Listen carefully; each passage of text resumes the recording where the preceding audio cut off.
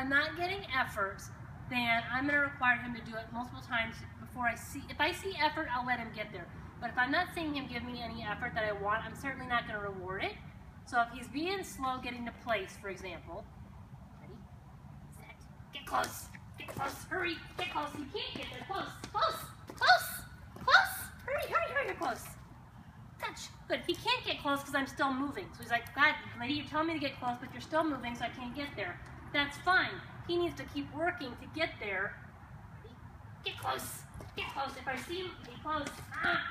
Wrong. You're not giving me any effort. You're going to get my hand. You ready? Set. Get close. Wow. Get close. Hurry.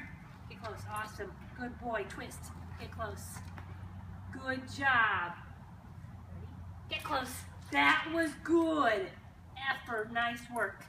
So he's not going to get a break until he gives me the effort that I'm asking for to get there. If he didn't give me effort, he was sucking back.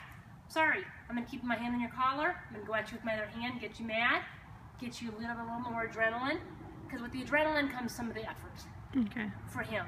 So he needs a little bit of adrenaline. So if I have to go in with my hand, get him pissed, I'll do that. And as soon as he pops up and gets in the position, he's going to get heavily rewarded where I want him to be. For that spot. Okay.